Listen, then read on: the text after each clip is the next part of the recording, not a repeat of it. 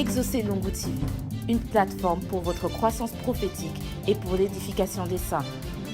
Retrouvez prédication, évangile, enseignement, croissance prophétique et spirituelle, édification des saints, impact et sanctification, témoignages et miracles.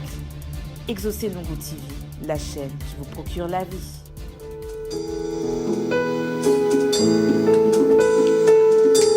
Jésus le gardien de mon âme, c'est lui le seul bien qui m'écarte. Il chasse le lien qui me réclame, il me soutient et suit mes larmes. Je fais mon plein avec sa flamme. Il est la source de mes grâces. Je me ressource sur ses traces. Jésus secourt, c'est de sa race qui accourt devant sa face, car son recours est efficace. Alors à qui pourrais-je les comparer?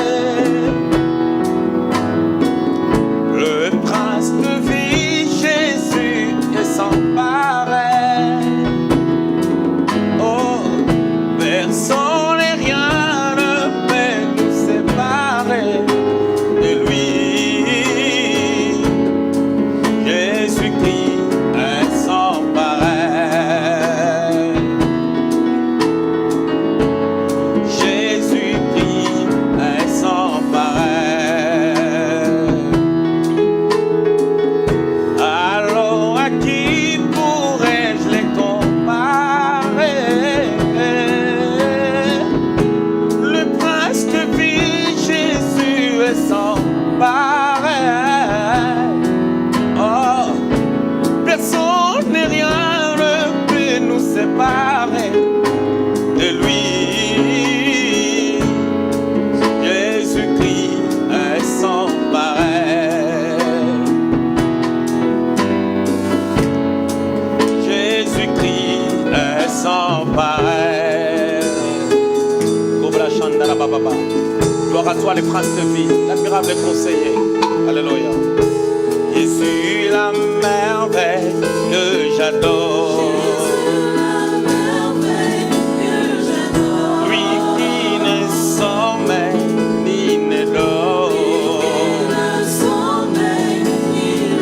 Et quand le soleil, tout le monde est dehors. Et me réveille quand je m'endors.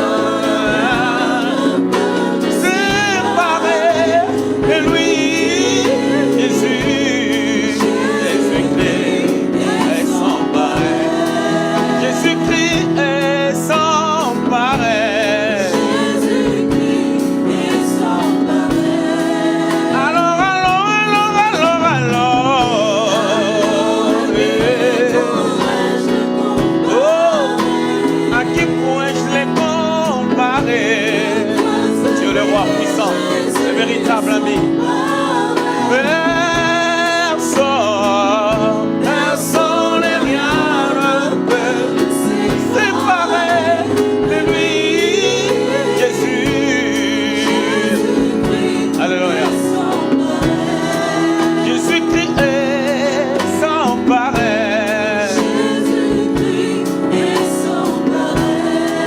Jésus-Christ est sans pareil. Quand je contemplais ta sainteté,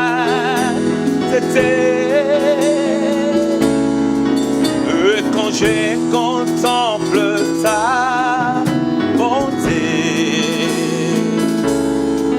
et quand toutes les choses balissaient à ta lumière,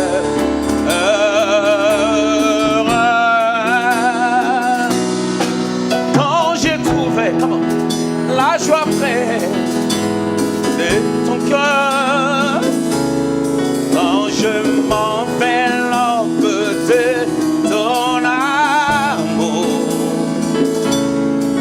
et quand toutes les choses balissaient à ta lumière.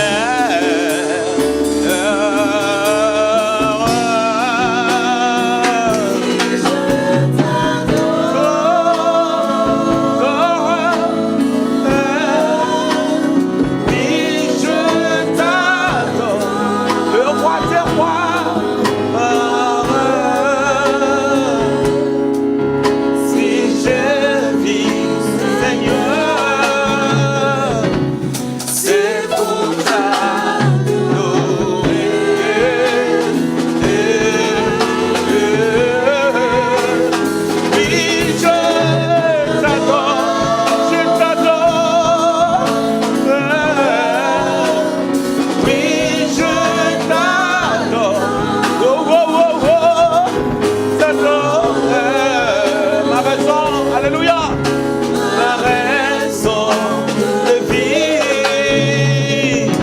c'est de t'adorer, le seul ami qui me comprend, surtout quand l'ennemi me surprend, le seul qui peut me dire je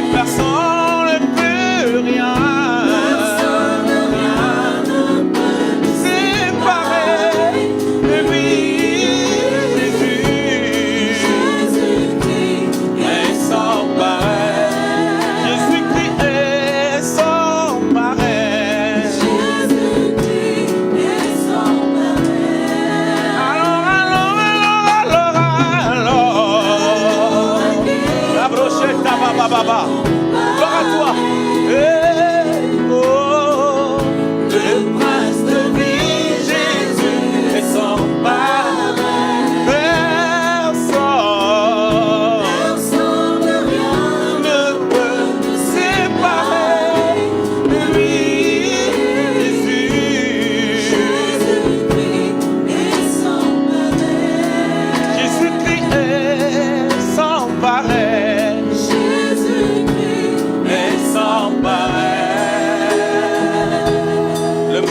gardien, le seul ami qui nous comprend, le fidèle berger qui nous rassure un avenir merveilleux.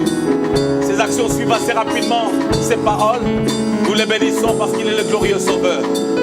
Il est le tout-puissant, il est le véritable ami, il est sans pareil. Alléluia,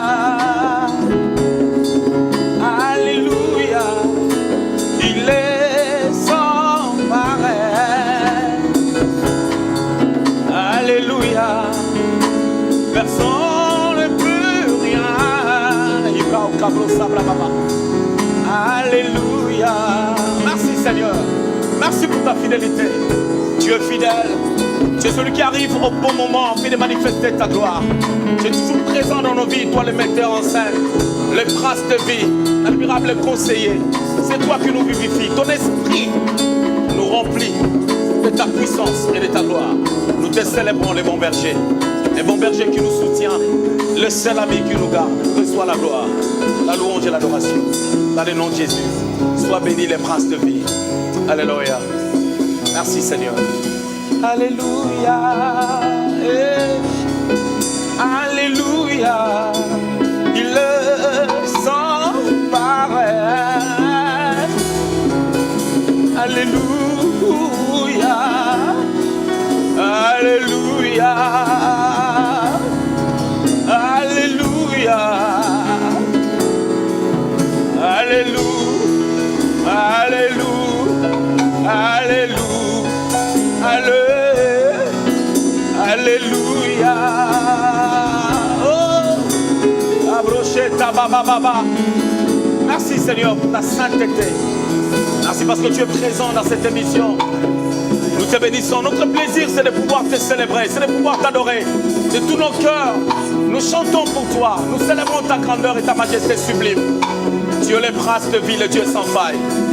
Personne ne peut nous séparer de ton amour. Merci Seigneur. Merci Seigneur. Alléluia. Waouh, quel merveilleux.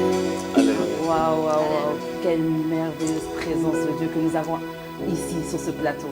J'espère que, chers internautes, là où vous êtes, vous pouvez ressentir cette présence qui est merveilleuse.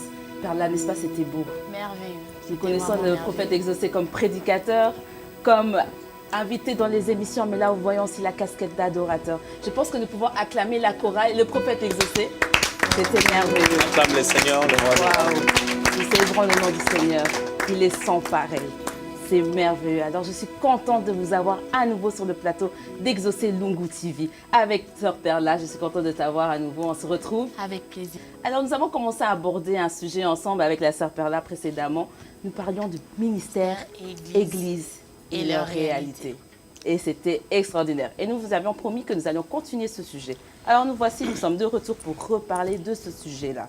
Nous allons parler encore de ces réalités. Nous avons abordé quelques réalités dans le précédent volume. Donc, je vous invite à revoir, à réécouter cette émission. Comme ça, vous êtes un peu dans le flow, dans le suivi de cette deuxième partie. Alors, Perla, nous avons déjà prié, nous avons déjà adoré. C'est parti, nous pouvons commencer, je pense. Tu es prête? Merci, Ketia. Merci. Merci à tous les internautes de nous avoir suivis. Merci parce que vous avez regardé l'émission précédente. Et nous sommes encore de retour pour continuer un peu l'émission. Parce qu'il y a beaucoup de questions encore tout autour du ministère. Donc, on allait commencer là. Bonjour, prophète exaucé. Bonjour Perla. Merci pour le chant. Bonjour Ketia. Que Dieu bénisse. Amen. Amen. Merci pour le chant. On était en train de parler du ministère. Vous nous avez parlé de la différence entre le ministère. Vous nous avez parlé ministère, église et la réalité. Maintenant, on va rentrer encore un peu dans le vif du sujet. On va parler un peu de réalité. On a adoré en français. C'est plutôt rare qu'on voit des églises typiquement africaines dont le pasteur il est africain. On voit qu'il chante en français et on voulait quand même avoir un peu votre point de vue par rapport à ça.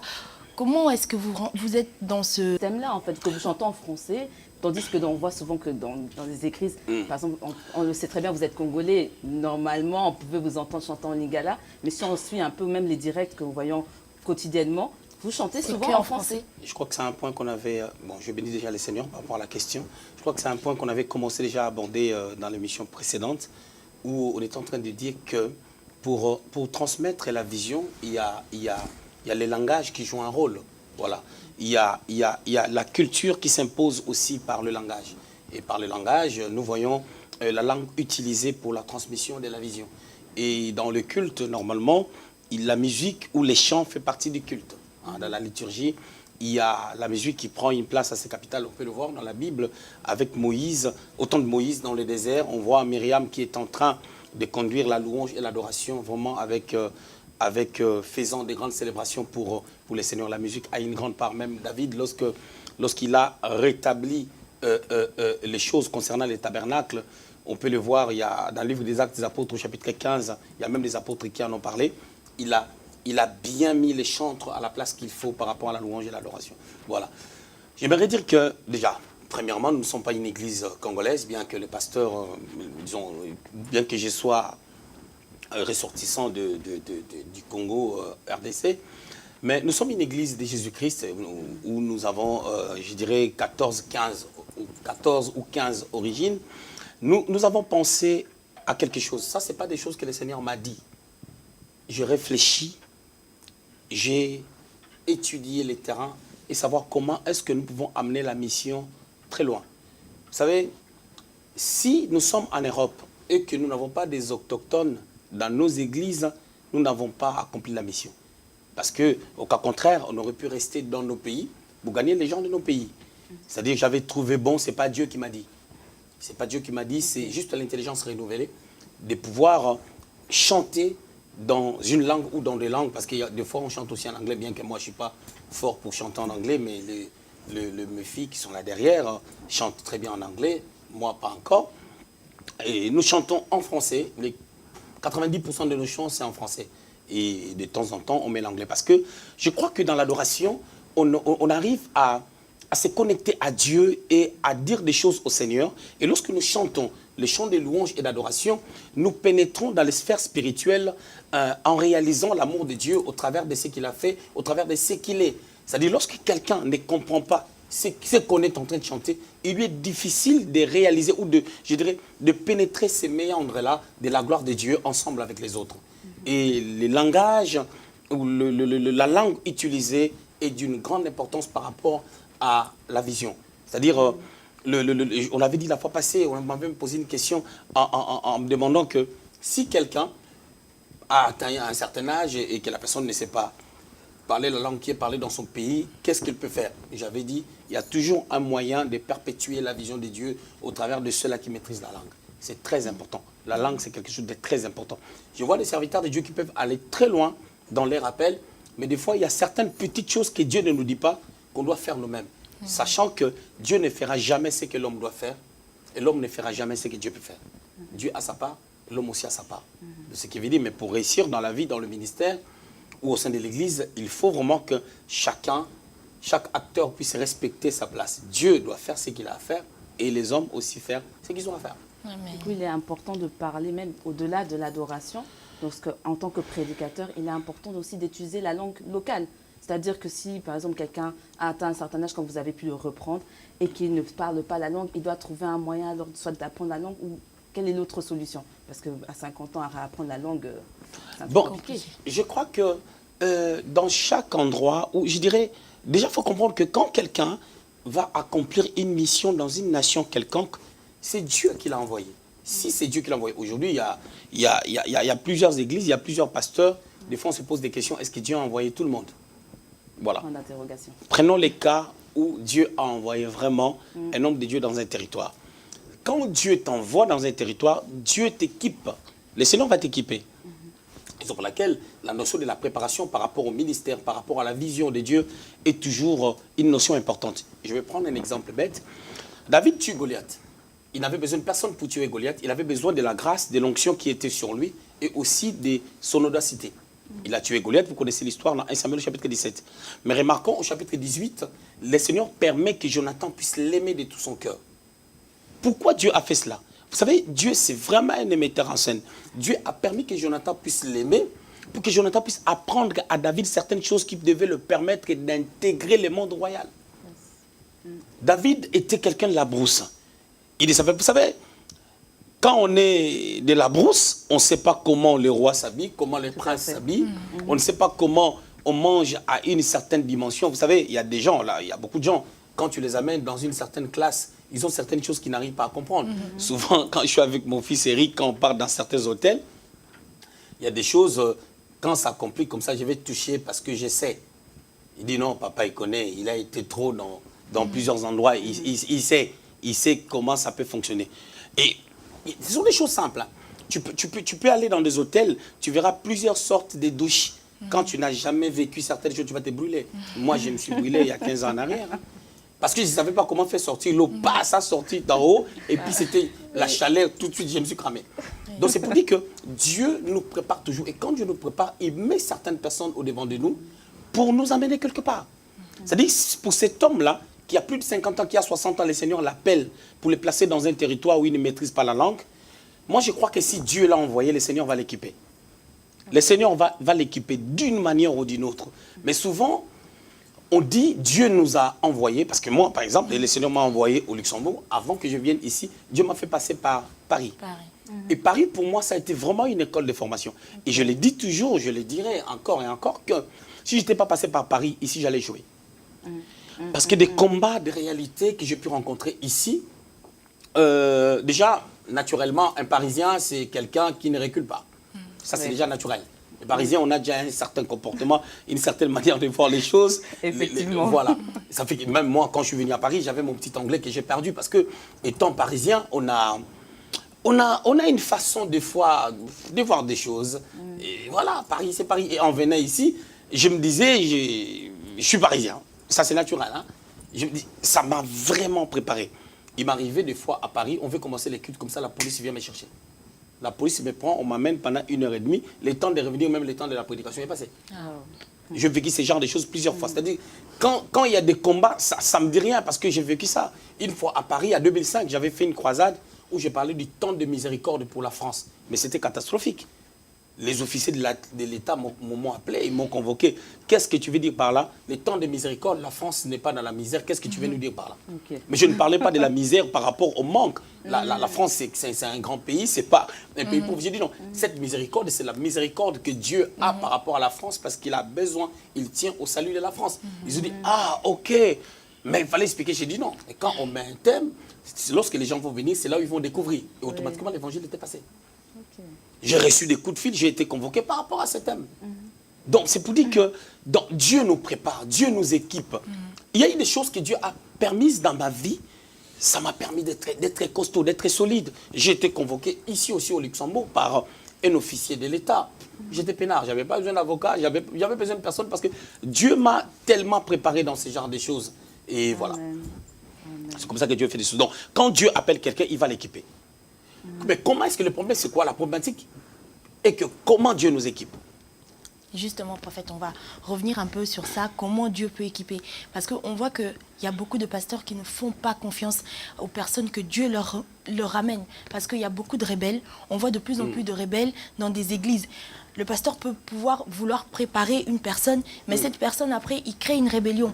On voit des églises qui sont en train de se séparer. La personne va se rébeller et va partir avec le membre de l'église. Donc les pasteurs, ils sont ils sont un peu perdus, ils craignent un peu de pouvoir. Le problème de la rébellion n'a pas commencé sur la terre, ça a commencé au ciel. Au ciel, l'atmosphère était glorieuse. Ok? C'était une atmosphère sacrée. Mais il y a la rébellion. Satan s'est rébellé contre Dieu. Donc, pour que Satan se rébelle contre le Seigneur, contre Dieu, c'est que quelque part, pour lui, Dieu n'était pas une bonne personne. Il s'est rébellé. 2. Judas, son pasteur, c'était Jésus, le roi des rois, le fils de Dieu. La Bible dit de Jésus, dans Hébreux chapitre 2, verset 18, et puis dans Hébreux chapitre 4, que c'est quelqu'un qui n'a jamais péché. Il a été tenté, mais il n'a jamais péché. Et il est capable de soutenir, de compatir par rapport aux douleurs de ceux-là qui sont tentés ou qui sont éprouvés. Mais Jésus, il était pasteur de Judas. Et Judas a déconné. Il a même livré. C'est une réalité. Mais moi, je crois que la rébellion ne peut pas déstabiliser la gloire de Dieu. Pourquoi? Parce que l'Église a une promesse. La Bible dit, dans Matthieu chapitre 16, versets 18 à 19, que les portes de séjour de mort ne prévaudront point contre l'Église. C'est-à-dire, même si quelqu'un se rébelle, ça ne peut pas déstabiliser l'Église. Mais qu'est-ce qui fait que les églises soient déstabilisées lorsqu'il y a un mouvement de rébellion?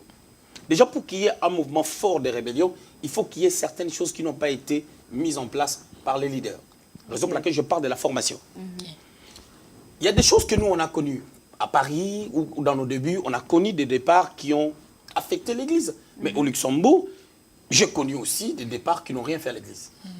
Pourquoi? Parce qu'au fur et à mesure que nous sommes en train de travailler pour le Seigneur, on acquiert une certaine expérience qui nous permet de pouvoir faire asseoir les choses. Moi, je crois qu'avec un bon regard, avec un peu de recul, quand quelqu'un a la rébellion en lui, tu peux le sentir. Je prends l'exemple du Seigneur lui-même. Il savait que Judas était un rebelle.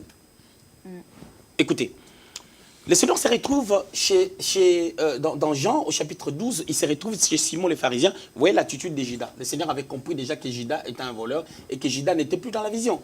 Mais qu'est-ce que le Seigneur a fait? Le Seigneur est en train de prendre toujours à côté Pierre, Jean, Jacques, pour les affermir, pour les transmettre quelque chose de particulier, même au-delà de ce que tout le monde pouvait recevoir. Vous allez remarquer, donc, il y avait Judas, il y avait le 8, il y avait Pierre, Jean et Jacques. Et quand l'Église a commencé, qui ont fait l'impact? Pierre, Jean et Jacques. Jacques était tué avant, mais nous voyons vraiment Pierre et Jean étaient des colonnes de l'Église. Vous comprenez un peu? Parce qu'on doit toujours cibler des gens qui sont disposés, qui ont tendance à pouvoir suivre les seigneurs sans intérêt quelconque pour transmettre une vision. Parce qu'on peut pas, on ne force pas des gens à rester dans une église ou à rester avec nous. C'est la parole de Dieu qui touche les cœurs des gens. Et lorsque l'église vient de Dieu, les portes de séjour des morts ne peuvent évidemment point contre cette église. Amen. Voilà, Dieu nous équipe, Dieu nous prépare. Il faut maintenant qu'on soit préparé. Souvent, nous aimons l'appel, mais nous n'aimons pas des choses qui vont ensemble avec l'appel. Et qu'est-ce qui va ensemble avec l'appel, ou quelles sont les choses qui vont ensemble avec l'appel? C'est aussi les épreuves, c'est aussi la souffrance, c'est aussi la préparation, c'est aussi chercher à savoir qu'est-ce que Dieu veut en chaque temps. Je suis disciple, je suis en train de suivre le Seigneur. Qu'est-ce que Dieu veut pour moi? Qu'est-ce que Dieu veut que je comprenne? Ce que je comprends m'amène où? Ce que je comprends m'amène où? Pourquoi je dois comprendre ça? C'est pourquoi. David se retrouve avec Jonathan. Jonathan lui dit, prends mes vêtements. David ne s'est pas expliqué pour dire, écoutez, je suis habitué avec ma tenue, nanana, nanana et tout. La plupart des chrétiens sont habitués avec leur tenue, ils sont habitués avec leur manteau, ils sont habitués avec leur comportement. Mais tu rencontres Jonathan, il te donne une autre tenue, il te donne d'autres vêtements. Accepte sans discuter. Et c'est ce que David a fait. Mais le problème de David, c'est quoi? David était un homme selon le cœur de Dieu. En d'autres termes, cela veut dire ceci, le cœur de Dieu était imprimé en David. Je peux dire encore mieux que David était le cœur de Dieu qui est sorti pour vivre avec des hommes. Ce qui veut dire, si le cœur, ton cœur, le cœur est le centre de tout. Si David est l'homme selon le cœur de Dieu, en d'autres termes, David avait la lecture du cœur de Dieu. Et en ce jour, Dieu nous a aimés. La Bible dit, car Dieu a tant aimé le monde. C'est-à-dire, comme Dieu nous a aimés, on aime avec son cœur. Il nous a donné son cœur. Si nous sommes réellement sauvés, nous devons être de cœur de Dieu.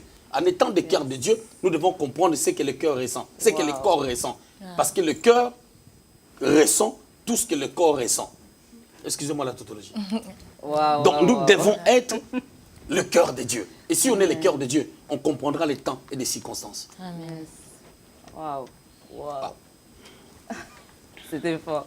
Alors je vais rester quand même dans ce sujet que Bernard a commencé un peu à ouvrir avec vous, sur la rébellion, sur le message qu'on peut apporter. Si maintenant on se retrouve dans une situation dans l'église où vous apportez un message, vous essayez d'imprégner une vision, la pensée de Dieu dans le cœur des enfants de Dieu, mais vous remarquez que certaines personnes ou une certaine personne a un comportement qui peut affecter l'Église. Est-ce qu'un homme de Dieu peut se permettre de reprendre la personne en public? Parce qu'aujourd'hui, on voit que quand on reprend une personne en public, ça apporte des débats. Est-ce que c'est permis? Qu'est-ce que la Bible dit par rapport à ça? Qu'est-ce que vous pouvez nous dire par rapport à ça? Il y a deux choses, il y a deux réalités. Nous voyons, vous savez, nous sommes sauvés par la grâce au moyen de la foi, ok? Le Seigneur nous a permis de devenir des enfants de Dieu par l'œuvre de la croix. Mais l'apôtre Paul a reçu la grâce de pouvoir nous enseigner comment vivre maintenant dans cette maison de Dieu. Nous avons Dieu qui a construit sa maison et il y a quelqu'un qui a reçu la grâce maintenant de nous expliquer comment est-ce que nous devons vivre dans cette maison pour être en accord avec ces dieux-là. Paul a eu cette grâce-là, il a écrit 13 livres si on ne compte pas Hébreu. Alors remarquons une chose, l'apôtre Paul dit deux choses. Ces deux choses-là, c'est vraiment un contraste. Il dit à Timothée, parle au Père, comme des pères, aux mères comme des mères, aux jeunes comme des jeunes, ainsi de suite. Mais il dit encore à Timothée, ceux qui pêchent, reprends-le publiquement. Ok. Et si on lit très bien cet aspect des choses, on va remarquer que ce n'est même pas un contraste, mais ce sont deux réalités différentes. Okay. C'est-à-dire, au moment où quelqu'un n'a rien fait qui influence la croissance, la vie, la maturité de l'Église, pourquoi les reprendre publiquement? Tu ne peux pas les reprendre publiquement. Okay. Mais quand est-ce qu'il faut reprendre quelqu'un publiquement? C'est lorsque la personne manifeste un comportement qui va influencer l'attitude des autres. Et ces comportements qui influencent l'attitude des autres, c'est ce qu'on dit, si ceux-là qui pêchent, reprends-le publiquement. Mais le péché, c'est quoi? Les gens se limitent seulement à l'alcool, la musique du monde, l'impudicité ou l'adultère. Oui. Mais le péché va au-delà. Saül n'a pas fait l'adultère. Il a été rejeté. Le péché, c'est quoi? Selon la définition biblique, c'est rater son but. C'est faire sa volonté au lieu de faire celle de Dieu. Okay. Combien de personnes font leur volonté au lieu de faire celle de Dieu et ça influence les autres à pouvoir les suivre? Je retourne dans la parole, le Seigneur avec Pierre. Seigneur avec Pierre, Matthieu chapitre 16, Pierre dit au Seigneur, plaise à Dieu que cela ne t'arrive pas. Quand le Seigneur est en train de parler de sa mort, la manière dont il va souffrir et tout. Lui, il se permet de dire au Seigneur, plaise à Dieu que cela ne t'arrive pas. Si tu entres bien dans les contextes, tu vas comprendre que Pierre avait pris le Seigneur à côté. Mais quand le Seigneur lui a parlé, le Seigneur lui a dit en public. La preuve, c'est Matthieu qui l'écrit. Mais quand Pierre a parlé, Matthieu n'était pas là. Et Matthieu était au courant de ça comment? Parce qu'il l'avait repris en public.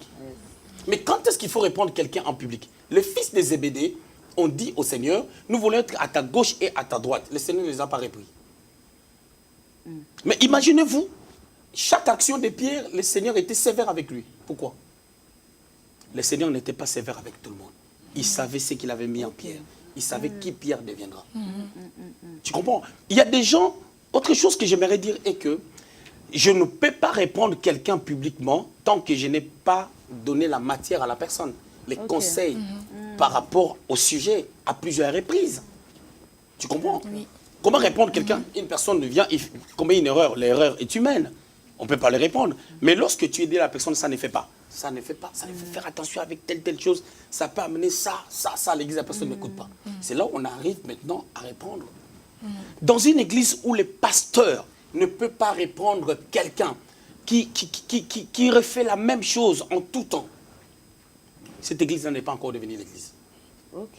Mais maintenant, prophète... Parce que vous devez comprendre une chose. Hein, pour conduire les gens, il faut exercer l'autorité. Et lorsqu'on parle d'autorité, si on rentre bien dans l'étymologie du mot, on va comprendre que pour exercer l'autorité, on n'exerce pas l'autorité sans domination. Okay. Écoutez ce que la Bible déclare dans Galates. Galates 5, verset 16. Ainsi donc, marchez selon l'esprit. On utilise les temps impératifs. C'est un ordre. Et dans la Bible, il y a beaucoup d'ordres que le Seigneur donne. Donc, il y a des choses.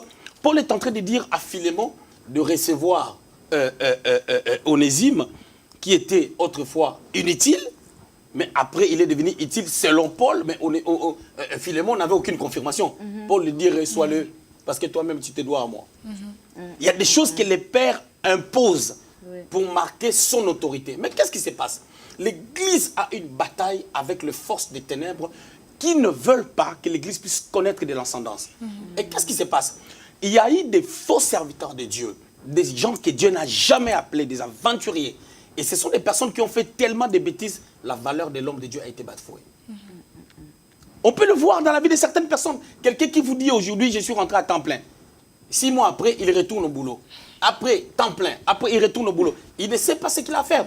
Pour reconnaître un vrai serviteur de Dieu, tu vas voir ça par sa constance, par ce qu'il dit. Bien-aimé dans le Seigneur, la qualité d'un serviteur de Dieu parmi tant d'autres, c'est aussi rester sur ce qu'il a dit. Même si ça n'arrive pas, même si ça ne s'accomplit pas, il persévère. Et les gens que nous prêchons ne sont pas bêtes. Tu ne vas pas répondre quelqu'un à tout bout de champ pendant que toi-même tu fais des fautes. Tu es même un fauteur professionnel. Tu comprends? Les gens, après, ça ne passe pas. Avec toutes les gaffes que les gens arrivent les hommes de Dieu arrivent à commettre en ces temps-ci, c'est terrible. Moi, je dirais que nous sommes aussi dans un temps de disqualification, où Dieu est en train de disqualifier tout doucement certaines personnes, on est dans une course et puis après, il y a des gens qui tombent et puis la course continue. Quoi. Sur cette petite note, on va faire une petite page de pub et on va revenir. Je sais que tu as une question, mais petite page de pub et on revient sur cette question et sur cette petite brèche que vous avez ouverte avec la disqualification. Je pense que là, ça va intéresser beaucoup de monde. Chers internautes, restez connectés. Nous vous retrouvons tout de suite. Exoselongo TV, your channel for your spiritual growth and for the building up of the saints. You will find learnings, teachings, prophetic messages, miracles and testimonies. Exoselongo TV, the channel. Chers internautes, nous sommes à nouveau sur le plateau de Exoselongo TV. Nous avons passé une petite courte page de pub et nous sommes à nouveau sur le thème ministère, Église et leur réalité. Alors, Perla, je t'avais coupé la parole. Oui, excuse-moi, je suis désolée. Non, c'est pas grave. Oui, il fallait mettre cette petite page de pub. Je voulais en fait rajouter ça dans ce que disait le prophète pour pas qu'on se perde un peu. Je voulais demander, prophète, est-ce qu'on peut reprendre quelqu'un publiquement jusqu'au point de le chasser? Non, moi je crois qu'on ne peut pas chasser quelqu'un de l'église. Pourquoi chasser quelqu'un de l'église? Tout dépend. Vous savez, nous devons comprendre que selon l'autorité apostolique que l'homme de Dieu peut avoir au sein de l'église, si on retourne dans la Bible, vous allez remarquer que Paul avait certaines choses qu'il disait, non pas les seigneurs, mais moi. C'est-à-dire nous avons quand même l'autorité à prendre certaines décisions au sein de l'église. Okay. Mais tout dépend de ce que la personne a pu faire. Un exemple bête, on est dans une retraite, on est en train de prier au sein de l'église. Il y a un frère, il y a une sœur qui est partie se laver, un frère entre là-bas, il veut la violenter. Il faut le chasser. Bien sûr, il faut. Et aussi, vous savez que ce frère-là, il a déjà fait. Ok? Il a déjà fait ça. Il a déjà fait ce genre de choses. On l'a pris, on l'a parlé, on lui a dit non, il faut plus faire ça. Mais la personne revient à la même chose. Après, il faut faire quoi? Alors, il ne faut pas toujours prendre des sujets d'une manière brute. Il y a toujours une analyse. Même quand l'apôtre Paul est en train de dire que non, par rapport à certaines choses, les viandes sacrifiées par les idoles, les choix par rapport au conjoint, par rapport au mariage, par rapport à l'attitude des gens à l'église, il y a des choses qu'il disait moi. Moi, Paul, d'autres choses il disait, c'est le Seigneur qui l'a dit. Voilà. C'est-à-dire, chaque église ne fonctionne pas de la même manière. Ça, il faut le savoir. Okay. Dieu a appelé Moïse, il a appelé Élie. C'est le Dieu saint qui les a appelés, c'est lui qui les a appelés, mais la manière à travailler avec chacun d'eux était différente. C'est-à-dire que Dieu ne fonctionne pas avec chaque église de la même manière. Ça, on doit le savoir. Pourquoi? Parce que chaque église n'est pas bâtie par la même personne. Nous avons deux sortes d'églises. On a l'église universelle et l'église locale. Alors, quand nous parlons de l'église locale, nous voyons un homme qui reçoit une vision qu'il imprime dans le cœur des gens. Et ces gens-là suivent Dieu au travers de lui. Mais par contre, dans les églises locales, il y a aussi deux, trois sortes d'églises locaux. Il y a, premièrement, il y a des églises où, tu verras, on ne connaît pas le nom de l'église, mais on connaît le nom du pasteur. Il y a d'autres églises, tu verras, on connaît le nom de l'église et le nom du pasteur. D'autres églises, tu verras, on connaît le nom de l'église, on ne connaît pas le nom du pasteur. Il y a des églises comme ça. Nous, par exemple, à Méas, on connaît le nom de l'église, on connaît le nom du pasteur. On sait que nous sommes Méas. Donc, on sait que nous sommes Méas, on sait que le responsable de l'église, c'est le prophète Exoselongo. Donc, voilà. Et ça, je ne l'ai pas forcé, c'est Dieu. C'est Dieu qui conduit les choses. Moi, il y a eu des églises que j'ai connues, j'ai entendu seulement du nom. Tu entends le nom de l'église, tu te dis, l'église, là, c'est qui les pasteurs? Tu comprends? Il y a une église à Paris, si je peux me permettre, Amour et Vérité. J'entendais, je venais d'arriver à Paris, Amour et Vérité, Amour et Vérité, Amour et Vérité, sans connaître déjà les pasteurs. Moi, les pasteurs, je les connais bien après. Je l'ai vu bien après. Donc, il y a des choses comme ça qui se font. Mais vous savez, ce que vous dites là, ça pose aussi beaucoup de problèmes en ce jour parce qu'on se dit, l'homme de Dieu veut se mettre plus en avant que le nom de l'église. Parfois même, ça pose des questionnements autour des gens. Enfin, ils se demandent pourquoi l'homme de Dieu le connaît plus que l'église. Tu sais, c'est le Seigneur qui attire déjà les gens dans des églises. Il y a des serviteurs de Dieu que Dieu utilise dans la dimension des miracles grave et authentique. Et automatiquement, quand sa main est en train de s'imposer, ou quand il est en train de prier pour les gens et qu'il y a des miracles, automatiquement, on doit chercher à savoir il est qui, il s'appelle comment. C'est tout à fait naturel. Je comprends. Tout dépend de la manière dont Dieu conduit les choses. C'est Dieu qui conduit les choses. C'est Dieu qui conduit les choses et voilà, c'est comme ça. Vous savez, il y a des choses, des fois, qu'on ne maîtrisera jamais sur la terre. Peut-être que quand on va aller au ciel, on va poser des questions au Seigneur. Mais bon, comme là-bas, on sera dans la perfection, on n'aura même pas de questions à poser parce que la puissance du perfectionnement va nous amener à tout connaître. Parce que nous allons les connaître comme lui nous a connus. Amen. Amen. Waouh. Amen. Voilà. Amen. Amen. Alors, je vais revenir un peu sur ce que vous avez dit juste avant la page de pub. Vous avez parlé, vous avez dit une phrase en disant, je vais pas répéter exactement, mais vous avez parlé que nous arrivons à une période où il y aura des hommes de Dieu qui seront disqualifiés, ou une période de disqualification plutôt. Qu'est-ce que vous voulez dire par là? Qu'est-ce qu'on doit comprendre en ce moment? Quelle période, Lorsque je parle de la disqualification, je ne veux pas être pasteur des pasteurs ou donneur des leçons des hommes de Dieu. Nous tous, nous sommes membres d'église, pasteurs, frères et sœurs en Christ, nous sommes membres d'église. Quand je parlais de disqualification, je ne voulais pas seulement pointer du doigt aux hommes de Dieu. Il y a aussi des fidèles, il y a aussi des fidèles, il y a aussi des gens qui sont en train d'être remplacés d'une manière ou d'une autre, parce que les églises évoluent, la parole de Dieu est prêchée, et Dieu envoie dans les églises. Par exemple, nous, dans notre église, les Seigneurs envoient des gens. Et nous voyons des fois de nouvelles personnes. La Bible dit, les premiers seront les derniers. Voilà. Mais les premiers aussi peuvent rester premiers comme Pierre. Il était premier, il est resté premier. Oui. Et Paul n'était pas premier, il était derrière, il est devenu premier avec Pierre. Donc, c'était une manière de dire que Dieu ne reste pas en train de traîner là parce que toi, tu es en train de traîner tes pieds. Je peux retourner dans la parole de Dieu. Le Seigneur appelle Élie, le sacrificateur. La conduite de ses enfants n'était pas bien. Lui, il était un parent tolérant. Il était tellement tolérant et que les péchés étaient en train de s'accroître tranquillement, comme des légumes qui s'accroissent dans le champ. Et qu'est-ce que Dieu a fait? Il a dit, j'arrête toute activité avec ta maison. Et vous serez remplacés. Tu vois, donc, ça dit Dieu, quand il veut accomplir sa volonté, il a besoin d'un instrument. Il faut que l'instrument se mette à la position de Dieu.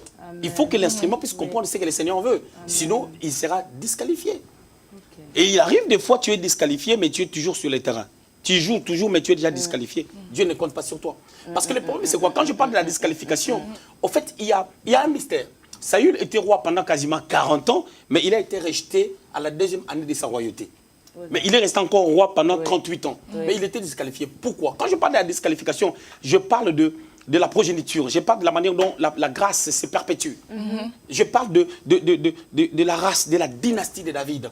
Où David est devenu roi, Salomon était roi. Et malgré les schismes, malgré la division d'Israël et de Juda, tous les descendants, les gens qui sont venus après, ils sortaient de David. C'était des descendants de David. C'est ça. Mais Saül, son histoire... Parce que la problématique avec Dieu, ce n'est pas seulement les bonheurs que nous devons vivre. Mais ce bonheur-là, pardon, doit se perpétuer. Ça doit aller très loin. C'est-à-dire qu'il y a des gens qui doivent vivre ça. Les gens qui sortent de nos entrailles biologiques et des gens qui sortent de nos entrailles spirituelles. La gloire de Dieu doit se perpétuer. Voilà, c'est ça en fait le problème. C'est-à-dire quand la gloire de Dieu ne peut pas se perpétuer, même si tu avais eu des maisons, même si tu avais eu des voitures, même si tu avais eu quoi que ce soit, au moment où tu ne peux pas t'imprimer dans la vie des gens et que tu ne peux pas rester en souvenir dans la mémoire des gens, tu n'as rien fait. Voilà. Tu n'as rien fait. Tu n'as rien fait. Voilà, le problème qui est là, nous devons laisser des traces sur la terre. Et lorsque nous allons laisser les traces, regardez la femme samaritaine, dans Jean chapitre 4, il dit au Seigneur, tu connais notre père Jacob. Il dit, Jacob a laissé des traces. Regarde ces puits-là, c'est lui qui a construit ces puits. Tu comprends les traces? Parce que Jacob a travaillé, Jacob a payé un prix, Jacob a persévéré. Jacob n'a pas vu la bénédiction tout de suite. C'est l'image d'un chrétien qui persévère avec le Saint-Esprit, qui persévère avec Dieu. Et plusieurs siècles après, la femme est en train de dire, tu connais notre père Jacob, parce que Jacob a laissé des traces. Donc nous devons laisser des traces. Et quand on n'a pas laissé des traces, même si apparemment on croit qu'on vit bien, on peut être déjà disqualifié. Et là. Parce que ce qui détruit l'Église en tant que telle, c'est... En fait, les chrétiens ne connaissent pas leurs valeurs. Les chrétiens s'attachent à des petites valeurs. Si je peux dire ça comme ça. J'ai mon boulot, j'ai ma vie, j'ai ma petite caisse, j'ai ma petite bagnole. Je fais ma vie. Je n'ai pas besoin de toi. Pasteur, je n'ai pas besoin de toi. Écoute, ce n'est pas toi qui me paye à la fin du mois. Ils sont obéissants au travail parce qu'on va le virer. Ils ne peuvent pas être absents sans signaler au patron parce que sinon ils vont être virés. Tu comprends un peu? Mais à l'église, ces gens-là n'obéissent pas. Quand on lui dit, fais ça. Le patron, quand il te dit, fais ça, il ne te dit pas s'il te plaît. Ah oui. Ce sont des choses, vrai. l'Église doit être enseignée. L'Église doit comprendre que nous sommes, vous savez, à l'Église, hein, nous vivons la théocratie, c'est-à-dire l'atmosphère où Dieu règne. Et Dieu règne au travers des hommes, parce que Dieu, c'est un Dieu des choix. Mais il faut aussi que les hommes que le Seigneur a appelés puissent être des modèles. Quand tu n'es pas un modèle, tu ne peux pas te perpétuer dans la vie des disciples. Quand tu n'es pas un modèle, tu ne sauras pas t'imposer. Quand tu n'es pas un modèle, tu vas amener les gens nulle part. Parce que quand tu es un modèle, les gens te regardent et en te regardant, ils voient Dieu en toi. Et quand ils voient Dieu en toi, les qualités de Dieu vont s'exprimer dans leur vie. Yes. Amen. Maintenant, prophète, des personnes, il y a des membres qui sont dans ce genre d'église où le pasteur est déjà disqualifié. Mais quel est le sort de ce peuple-là qui suivent ce pasteur justement en restant un peu dans l'ignorance sans pour autant comprendre un peu qu'il est disqualifié? C'est vraiment une question pertinente. Voilà, tu sais, la Bible dit, vous les reconnaîtrez par leurs fruits. Amen. Vous les connaîtrez par leurs fruits. Et chaque personne, là où elle prie, doit savoir qu'est-ce que Dieu lui a dit et qu'est-ce que Dieu continue à nous dire. Parce que la dimension prophétique, c'est une dimension qui se renouvelle. Et il y a des mises à jour dans le prophétique. Il arrive des fois, on voit Dieu changer. Ce qu'il avait dit, ce n'est plus le cas. Je reviens dans la parole de Dieu. Dieu dit à Saül, il a dit, ta royauté allait être affermie. Mais maintenant, ça s'arrête là, ça ne sera plus affermi parce que je me suis choisi un homme selon mon cœur. Donc, si Saül était dans la bonne voie avec le Seigneur, sa royauté allait être affermie. Vous savez, j'ai dormi. Une fois, j'ai dormi. Pendant 3 heures, j'étais en train de réfléchir. Mais Saül est devenu roi, non pas selon la volonté de Dieu. Mais comment est-ce que Dieu a dit que ton royaume allait être affermi? Et David, sa place allait être où?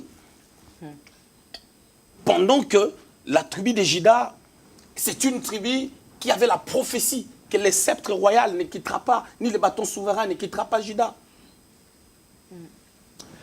Moi, je peux dire ceci. David, c'est vrai, Dieu l'avait choisi. Mais quand est-ce qu'on fait mention de David? Dans 1 Samuel chapitre 13. Quand Saül désobéit. La prophétie de Juda pouvait se retarder. Et David pouvait, Saül pouvait jouir pleinement de sa royauté. Et Dieu pouvait retarder cette prophétie s'il marchait droitement avec le Seigneur. Je ne dis pas que la prophétie de Juda allait être supprimée. Non, ça allait être retardé par rapport à l'attitude. Parce que la bonne attitude allait permettre à cette royauté d'être affermie. Au moment où le gouvernement n'est pas devenu caduque. Vous savez, quand un gouvernement devient caduque, c'est que par rapport aux enjeux, le gouvernement a failli déjà dans sa conduite, dans sa manière de faire. Voilà. Donc Saül, déjà, il avait déjà un problème économique, un problème, je dirais même intellectuel, un problème d'équilibre.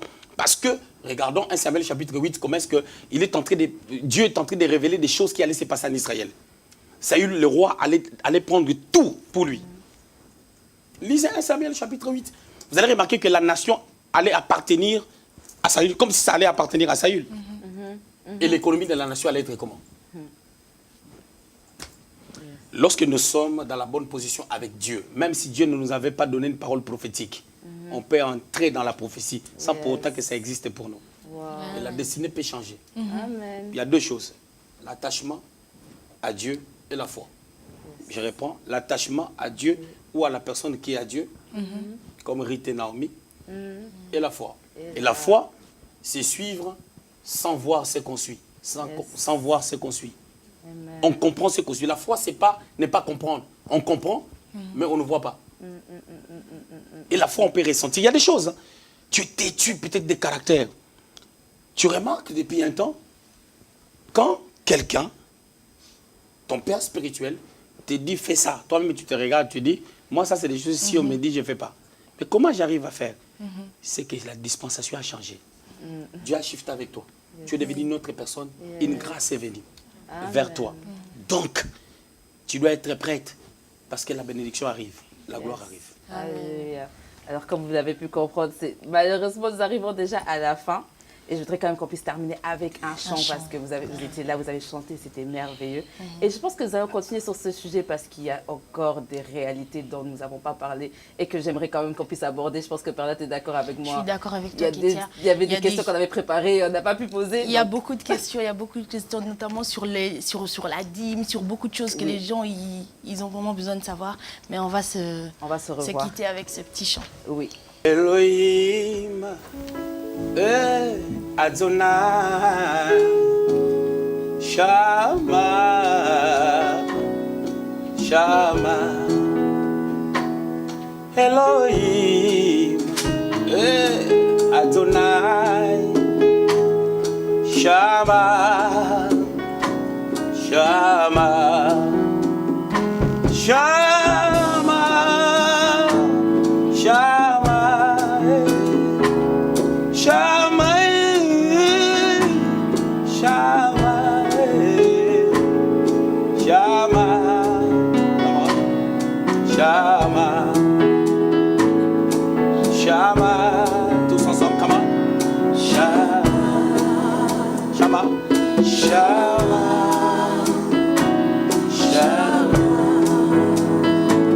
Shama, Shama, Shama, Shama, oh, une Shama, oh, Shama, oh, il est Shama, le roi des rois, la star, le star, l'homme les mieux chanté. Elohim, come on. Elohim, Adonai, Shama, Shama. Elohim, Adonai, Shama, come on. Shama, Shama, oh, il est Shama, oh, Shama, Shama, oh, Shama, Shama, Shama, Lord, Rebroka Satababa, il est Shama, l'agneau de la rédemption. Il est Shama, oh Shama, le Dieu qui m'a aimé, le roi des rois, Dieu est Shama, Jésus est Shama, la main cachée, oh Shama, Shama, Shama, il est Shama, Lobo Kamasata, et Shama, il est mon roi, il est la lumière qui éclaire notre Shama, il est Shama, il est ici, il est ici, il est ici, il est ici, le roi des rois, il est ici, il est ici, alléluia. Shama, Shama, oh Shama, il est Shama, Shama, Shama, Shama, alléluia. Shama, merci Seigneur. Jésus-Christ est Adonai, Shama, Shama.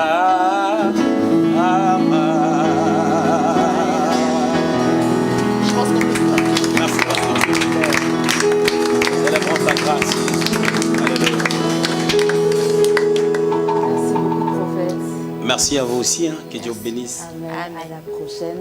Alors, chers internautes, je vous invite à rester connectés, à aimer la vidéo, à commenter, à partager, parce que beaucoup de personnes seront... Et à poser aussi des questions. Et à poser des questions, bien évidemment, que nous reprenons aussi. Certaines questions que vous avez posées aujourd'hui, en vrai, c'était des questions... des questions. En fait, que les gens écrivent des questions. Parce que Tout d'autres, à ils fait. appellent, Oui. mais vous pouvez écrire des questions sur les vidéos. Écrivez vos questions en commentaire, nous les reprenons. L'équipe des médias est à fond dedans et lit les commentaires. Alors posez vos questions, nous sommes là aussi pour répondre aussi à vos questions sur cette plateforme. Que Dieu vous bénisse, c'était Exaucé Longo TV, votre chaîne 100% prophétique, la chaîne qui vous procure la vie en Jésus.